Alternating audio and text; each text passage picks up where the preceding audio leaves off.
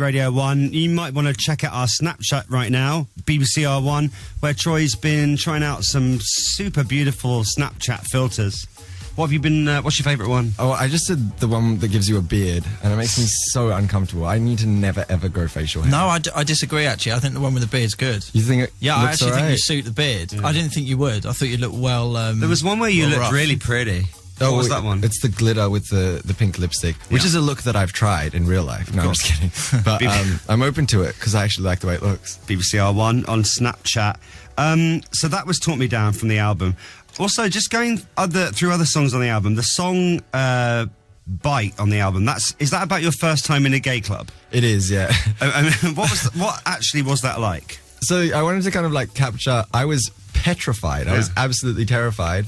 But like so curious and excited at the same time. And like I remember it was a very, very, very dodgy club that I went into, and I went with my friends. Where was it?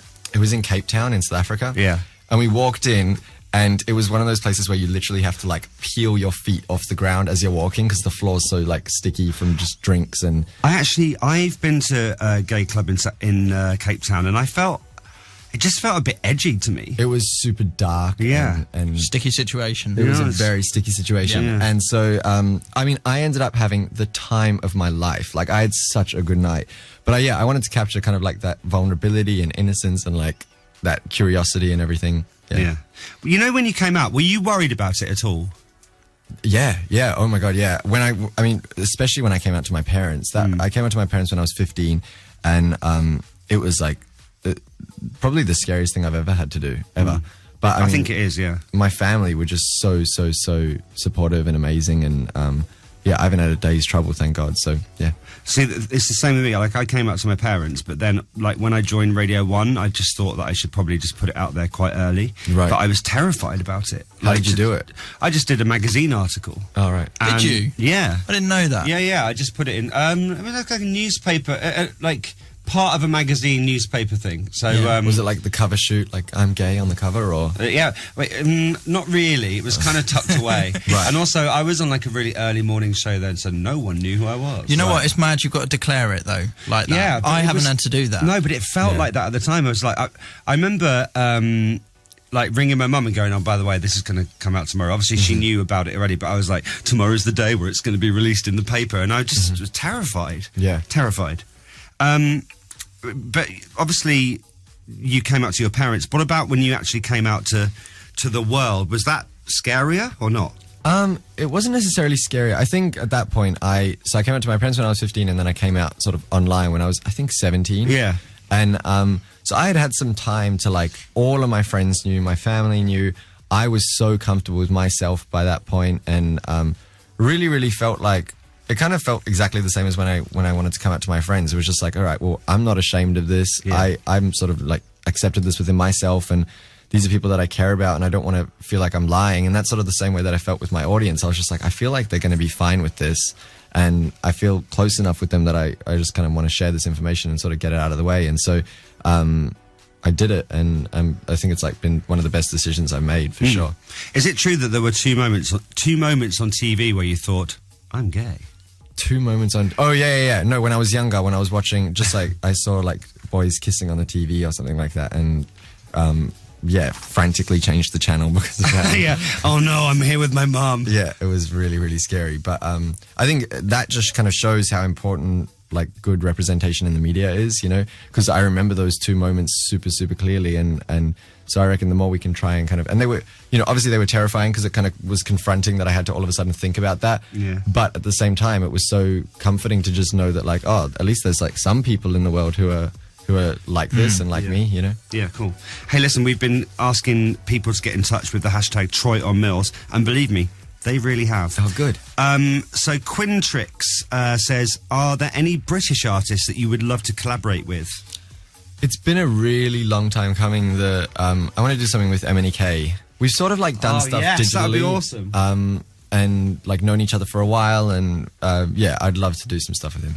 A lot of your fans also seem to want you to duet with Ollie from Years and Years. Ooh, that'd be nice. Have you reached out to him? Not about like music necessarily. We're like fairly close, but we haven't We haven't done anything. I think your voices would sound good together. It'd be really, really fun. Yeah. Do you get to see him whilst you're in the UK? No, I don't know where he is right now. Yeah, he's got a always... good point. He might be anywhere in the world. Do you remember he tweeted us the other day. He's in. Oh yes, he was at Coachella and now he's in Texas. Oh, okay. Yeah. Well, yeah. Yeah. So also we've got. Here we go. Will you make another YouTube video soon? That's from Potter Thoughts 6. I really, really should. I need to just like sit down and update everyone about life, like what's been going on. There's been so much stuff going on, and I sort of just need to like sit down and catch everyone up. I think. Probably the way for you to do it is literally just go through your phone, because I imagine wherever you go you take loads of pictures. Yeah. And also, with the best one in the world, you live such an amazing life that you probably, if you sat down and did a video, you'd forget so much of the stuff that you've done. Right. Maybe just go through all your pictures, because I bet you've got idea. some amazing ones on your phone. Yeah. Yeah, you're going to get a production credit if I do that. Yeah, idea. awesome. Woo.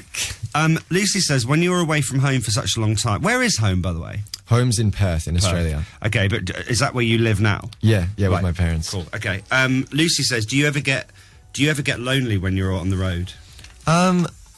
Not really. I mean, there's times, but I think you start to like instead of taking comfort in like coming home to your family and sleeping in your bed, you take comfort in like seeing your band every day and like small, really, really small things. I have like a candle that I light in most places that I go so that everywhere sort of smells the same. Oh, that's quite cool. I re-got a blankie. Like I had a blankie when I was a little kid, and now I've got a blankie again, the same, so that I sleep with the same blanket every night. Yeah. And just I love stuff like blankie. that. We don't have blankie, do we? No, mate, you should have whipped out your candle when you got here. You Right. should have felt free. No, yeah, and Light just it up. worn my blanket like a cape. That's what I do most. But of it's the time. quite a comfort thing, isn't it? No, it is, and it's just nice to like have the familiar scent and the familiar feeling every night, because otherwise it's like completely foreign. But yeah, I take comfort in like room service and stuff like that. What do you mean when they deliver room service? That's your friend. It feels That's brilliant. No, but like I know what you mean. Like, you can spend hours like looking at that menu. Oh, what shall I have? It's just a little treat, right? No, and it's so comforting to eat that kind of thing in like bed and take a bath. That's nice. Yeah, it's just the luxury of a hotel. It is. Okay, so Bubbly Melt says, who is the most famous contact that you have in your phone?